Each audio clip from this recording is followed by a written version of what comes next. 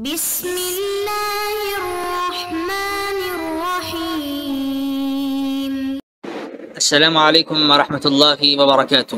عزیز طلبہ، امید کرتا ہوں آپ خیریت سے ہوں گے انشاءاللہ۔ آج ہم ایک بہت اہم بحث اسماء و صفات باری تعالیٰ کی اپنے سبق نمبر 63 میں پڑھنے جا رہے ہیں۔ گزشتہ سبق کا خلاصہ یہ ہے کہ گزشتہ سبق میں ہم نے عقیدے کی تعریف اور توحید کی تعریف، پھر عقیدہ توحید کے دلائل جانے تھے۔ آج کے سبق میں ہم توحید سے متعلق ہی اس میں ایک اہم بحث یعنی توحید اسماء و صفات اور اس کی ذیلی ابحاث کو جانیں گے، جس میں اسماء و صفات کا حکم بھی ہے اور صفات کی قسمیں اور صفات میں بننے والے مذاہب بھی زیر بحث آئیں گے۔ پہلے تو ہم یہ جانتے ہیں کہ توحید اسماء و صفات باری تعالیٰ کیا ہے۔ تو ہم یہ جان چکے تھے کہ توحید کی کچھ علماء نے 3 قسمیں بیان فرمائی ہیں: توحید ربوبیت، توحید الوہیت اور تیسری قسم ہے توحید اسماء و صفات۔ تو یہ اسلام کے 3 بنیادی عقائد میں سے ایک ہے، یعنی توحید بنیادی عقیدہ ہے اور توحید کی تینوں قسموں میں انسان کو کامل یقین رکھنا ضروری ہے۔ اور اس کا مطلب ہے کہ اللہ تعالیٰ کے لیے وہ تمام اسماء و صفات ثابت کرنا جو اللہ تعالیٰ نے خود اپنے لیے بیان کیے ہیں، یعنی اللہ تعالیٰ نے جو صفات اپنے لیے بیان کی ان صفات کو ہم ثابت کریں، یا رسول خدا صلی اللہ علیہ وسلم نے جو صفات اللہ تعالیٰ کے لیے بیان فرمائی ہیں ان صفات کو بھی ہم مکمل اور کامل درجے میں ان پر ایمان اور یقین رکھیں۔ اس میں اللہ تعالیٰ کی ذات و صفات کے بارے میں کسی قسم کی تحریف نہ ہو، تعطیل نہ ہو، تکییف یا تمثیل کے ارتکاب نہ کیے جائے۔ تحریف کا مطلب یہ کہ ہم وہ صفت ہی بدل دیں کہ بھئی یہ صفت اللہ تعالیٰ کے لیے شایان شان نہیں ہے، لہذا ہم اس کا کوئی اور معنی کرتے ہیں اور ہم نے اس کو بدل دیا، یہ جائز نہیں ہے۔ تعطیل ہم یہ کہیں کہ لفظ ثابت ہے لیکن یہ معنی اللہ تعالیٰ کے لیے ثابت ہی نہیں ہے، ہم نے معنی کی چھٹی کر دی، معنی کا انکار کر دیا، تعطیل کر دی، تو یہ بھی غلط ہے۔ اہل سنت والجماعہ کا یہ بھی مسلک نہیں ہے۔ تکییف یعنی ہم اس صفت کو، اس کے معنی کو کیفیت میں ڈھال دیں، اس طرح اللہ کے لیے ثابت ہے تو ہم کیفیت تو کیسے سمجھ سکتے ہیں۔ تمثیل ہم کسی سے مثال دیں، اللہ کے لیے یہ صفت اس طرح ثابت ہے جیسے فلاں کے لیے ہے، جیسے اس کے لیے ہے، جیسے انسانوں کے لیے ہے، تو یہ بھی اہل سنت والجماعہ کا عقیدہ نہیں ہے۔ یہ سارے تحریف، تعطیل، تکییف، تمثیل یہ سارے گمراہ فرقوں کے نظریات ہیں جو اللہ کے لیے جسمیت کے قائل ہیں۔ تو پہلی بحث تو یہ ہوئی کہ اللہ تعالیٰ کے لیے صفات کو ثابت کرنا چاہیے جیسے جن صفات کو اللہ نے یا اللہ کے رسول علیہ السلام نے ثابت فرمایا۔ نمبر 2، اسماء و صفات کا مطلب یہ ہے کہ تمام اسماء صحیح ہیں اور حقیقی ہیں۔ اللہ تعالیٰ نے اپنے لیے جن اسماء کو ثابت فرمایا 99 اسماء حسنہ، ہمیں ایک حدیث مبارک میں اس کا ذکر ملتا ہے کہ اللہ کے لیے 99 نام ہیں، 99 اسماء، اور ان میں سے ہر نام اللہ تعالیٰ کی ذات یا صفات میں سے کسی ایک کا نام ہے، یعنی ان اسماء حسنہ میں اللہ تعالیٰ کی جو صفات ہیں ہر نام اللہ کی کسی خاص صفت پر دلالت کر رہا ہے۔ اور توحید صفات کا مطلب یہ ہے کہ اللہ تعالیٰ کی تمام صفات بھی کامل اور صحیح ہیں۔ اللہ تعالیٰ کی صفات میں کچھ کمالیہ ہیں، کچھ جمالیہ ہیں۔ صفات کمال سے اللہ تعالیٰ کے کمال کو متصف کیا جاتا ہے، جیسے علم، قدرہ، حیا، سمع، اللہ تعالیٰ کامل ہیں، اور جمال سے اللہ تعالیٰ کی رحمت کو اور صفت جمال کو سمجھا جاتا ہے، جس میں رحمت، فضل اور مغفرت وغیرہ ہے۔ اب صفات سے متعلق کچھ اہم ابحاث جن میں اسماء و صفات کا حکم اور ان میں بننے والے مذاہب کو ہم فلسفہ اور علم کلام جو حافظ طاہر اسلام صاحب کی تصنیف ہے اس سے ہم دیکھیں گے۔ پہلی بات، اللہ تعالیٰ کے لیے اسماء و صفات یہ گزر چکا ہے کہ اللہ تعالیٰ کی ذات پاک، موجود اور ثابت ہے، اور کوئی عقل مند شخص ذات خداوندی کے وجود کا منکر نہیں ہو سکتا۔ جب اللہ کی ذات کو مان لیا تو اب اللہ کی صفات کو بھی مان لو، جیسے اللہ کی ذات میں کوئی اس کا ہمسر و شریک نہیں، ایسے اس کی صفات میں بھی کوئی اس کا شریک نہیں ہے، وہ بے مثل بے مثال ہے۔ اللہ تعالیٰ نے اپنا تعارف خود اپنی صفات سے کروایا تھا۔ قرآن کریم میں اللہ تعالیٰ نے 4 جگہ پر ان اسماء کا ذکر فرمایا۔ ارشاد خداوندی ہے: اعوذ باللہ من الشیطان الرجیم وللہ الاسماء الحسنى فادعوه بها، اللہ کے لیے اچھے نام ہیں، ان ناموں سے اللہ کو پکارو۔ قل ادعوا اللہ اب ادعوا الرحمن ایما تدعو، اللہ کہو، رحمان کہہ کر پکارو، فلہ الاسماء الحسنى، اس کے بہت سے نام ہیں، اللہ لا الہ الا ہو لہ الاسماء الحسنى، اور ادھر بھی هو اللہ الخالق البارئ المصور لہ الاسماء الحسنى، اللہ کے لیے صفاتی نام ہیں جو اس کے کمال اور جمال پر دلالت کرتے ہیں۔ سوال یہ ہے کہ یہ نام توقیفی ہیں یا اجتہادی ہیں؟ توقیفی یعنی اس پر ہم سکوت اختیار کریں گے، یا اس میں اجتہاد کر کے مزید نام بھی اللہ تعالیٰ کے لیے بنائے جا سکتے ہیں۔ تو شریعت میں جن چیزوں پر ہم سکوت کرتے ہیں اور رک جاتے ہیں انہیں توقیفی کہا جاتا ہے۔ شریعت نے اس کے بارے میں نہ بتایا ہو تو ہمیں معلوم نہ ہو، بس ہم خاموش ہو جائیں کہ شریعت نے اس کو ثابت کیا ہے، لیکن شریعت نے جب نہیں بتایا تو ہم عقل سے اس کو نہیں سمجھ سکتے۔ اور اجتہاد کا مطلب یہ ہے کہ ہم غور و فکر کر کے عقلی دلائل سے اسے حاصل کر لیں اور مزید نام اللہ تعالیٰ کے لیے بنا سکیں۔ اب یہ اسماء باری تعالیٰ توقیفی ہیں یا اجتہادی ہیں، اس میں علماء کرام کی آراء ہمیں ملتی ہیں۔ قیاس اور عقل سے استدلال کیا جا سکتا ہے یا نہیں، متکلمین علماء کی الگ مختلف آراء ہیں۔ معتزلہ اور کرامیہ کے مطابق اسماء خدابندی اجتہادی ہیں، شریعت پر موقوف نہیں ہے، یعنی عقل سے آپ ان نئے ناموں کو تراش سکتے ہیں، تلاش کر سکتے ہیں، تو تمام وہ نئے نام جو اللہ تعالیٰ کے شایان شان ہوں انہیں ہم اسماء حسنہ میں جگہ دے سکتے ہیں۔ معتزلہ اور کرامیہ کے مطابق اہل سنت والجماعہ میں قاضی ابو بکر باقلانی رحمۃ اللہ علیہ کی بھی یہی رائے ہے۔ اہل سنت والجماعہ کا مسلک کیا ہے؟ فرماتے ہیں کہ اسماء حسنہ توقیفی ہیں، جو ثابت ہو گئے وہی ثابت کر سکتے ہیں، اس کے علاوہ ہم خود ثابت نہ کریں۔ اس لیے اللہ تعالیٰ کے وہ تمام نام جو قرآن و سنت اور اجماع سے ثابت ہوں وہ تو اسماء خدا بندی ہیں، عقلی دلائل و اجتہاد سے اسماء حسنہ کو یا اسماء خدا بندی کو ثابت نہیں کیا جا سکتا۔ اس کی دلیل یہ ہے کہ اجماع سے ہمیں رسول خدا صلی اللہ علیہ وسلم کے لیے صرف ان ناموں کا استعمال کرنا ملتا ہے جو اللہ تعالیٰ نے آپ کو عطا فرمائے ہیں یا نبی علیہ الصلوۃ والسلام نے اپنے لیے مقرر کیے ہیں۔ جب نبی علیہ الصلوۃ والسلام کے لیے ہم خود سے کوئی نام نہیں بنا رہے تو اللہ تعالیٰ کے لیے کس طرح ہم اپنے عقل سے کوئی نام بنا سکتے ہیں؟ یہ امام فخر الدین الرازی نے لوامع البینات میں استدلال فرمایا ہے۔ مزید ہم اسماء باری تعالیٰ کی تعداد جان لیتے ہیں۔ ابھی جیسے میں نے عرض کیا کہ ایک حدیث مبارک میں 99 کا عدد ہمیں ملتا ہے، لیکن کیا آیا اس میں حصر ہے؟ کیا صرف 99 ہی ہیں؟ کوئی تعداد مخصوص ہے یا نہیں ہے؟ تو لکھتے ہیں کہ جس طرح کمالات خدابندی اور صفات باری تعالیٰ کی کوئی انتہا نہیں ہے، ایسے ہی اسماء حسنہ اور اسماء باری تعالیٰ کی بھی کوئی تعداد مخصوص نہیں۔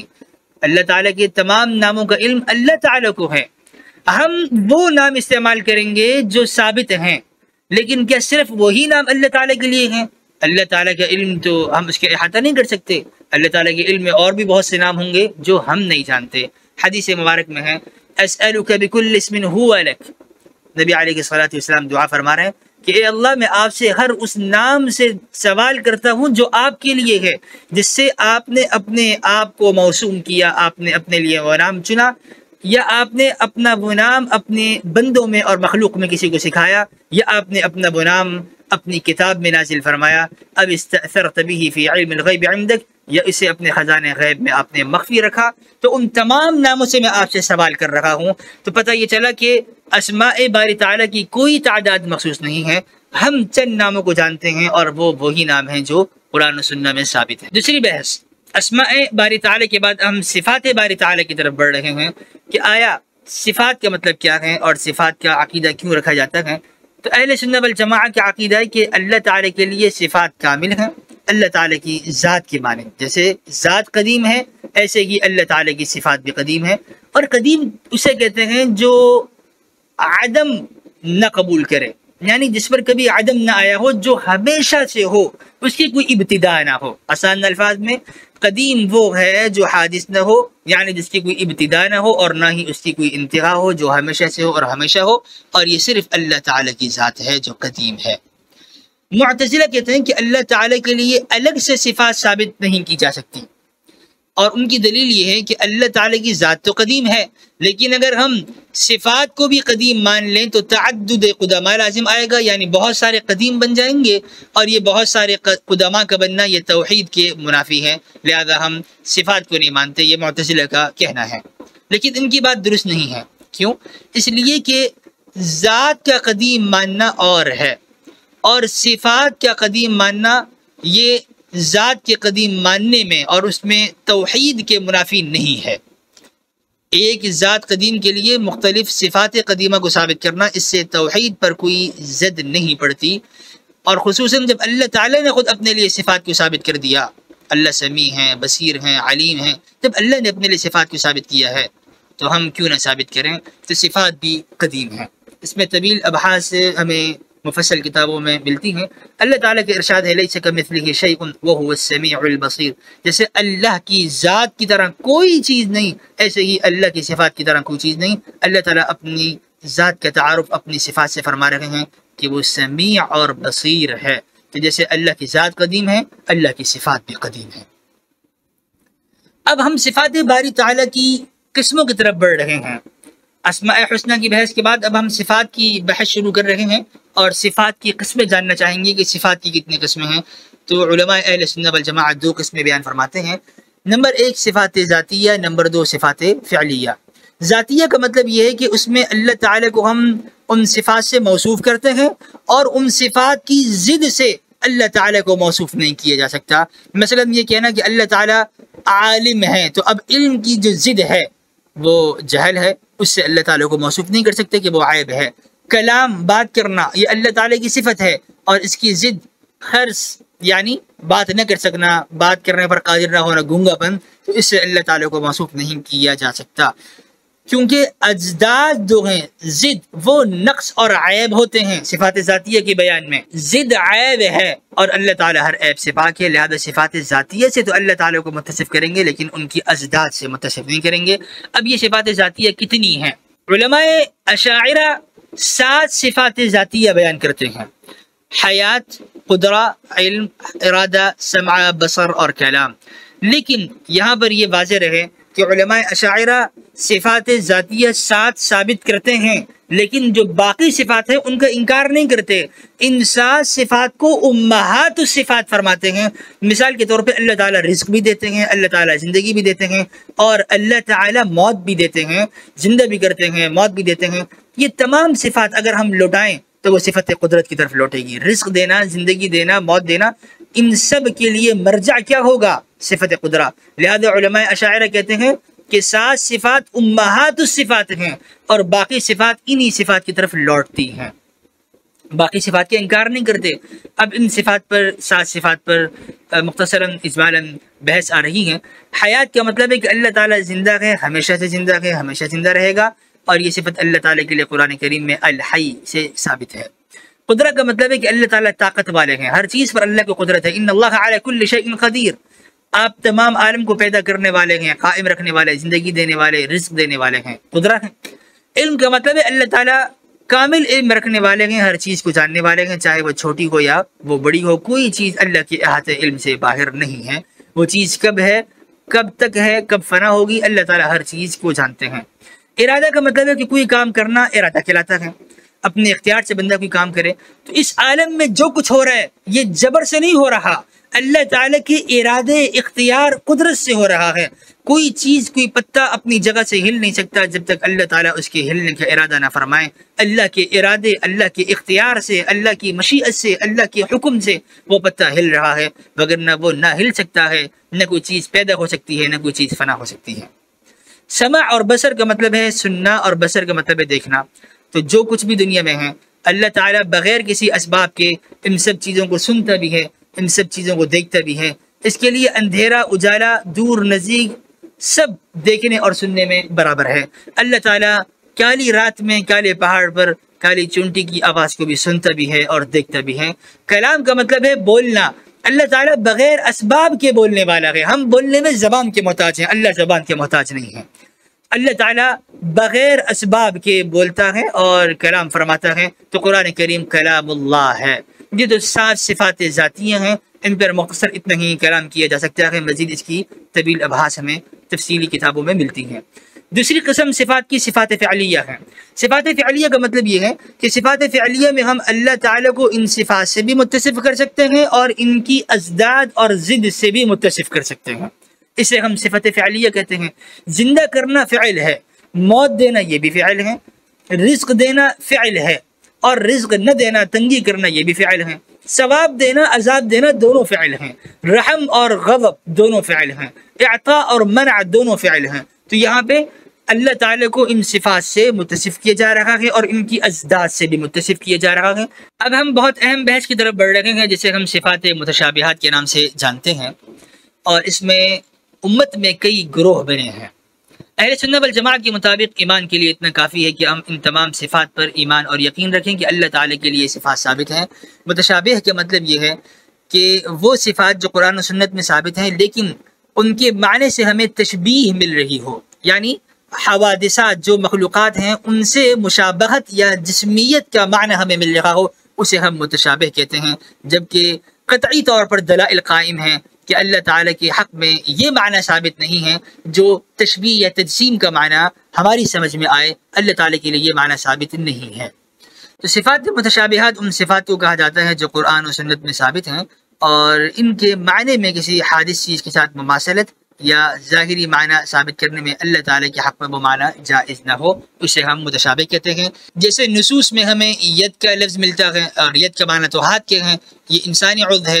ساق اور عین کا لفظ ہمیں ملتا ہے، اس کا معنی پنڈلی اور آنکھ کے ہے، یہ بھی مخلوقات کے حق میں تو یہ معنی درست ہے، اللہ تعالیٰ ان اعضاء سے پاک ہیں، تو یہ معنی درست نہیں ہے، لہذا ان صفات کو ہم صفات متشابہ کہتے ہیں۔ اس میں قرآن و سنت کے قطعی دلائل اس بات پر شاہد ہیں کہ یہ تمام جسمانی تشبیہی تمثیلی معنی مخلوق کے حق میں جو درست ہیں، اللہ کے حق میں یہ معنی ثابت نہیں کیے جا سکتے چونکہ وہ اللہ کے حق میں عیب ہیں اور اللہ ہر عیب سے پاک ہے۔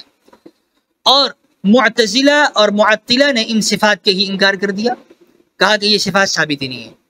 مجسمہ اور مشبہہ نے ان کے ظاہری معنی کو لے لیا، کہا اللہ کے لیے ید عین ساق ایسے ہی ثابت ہے جیسے عام لوگوں کے حق میں ید عین اور ساق ثابت ہے، یعنی وہ تشبیہ اور تجسیم میں چلے گئے، یہ دونوں گمراہ ہوئے۔ جبکہ اہل سنت والجماعہ میں کچھ معمولی اختلاف پایا جاتا ہے۔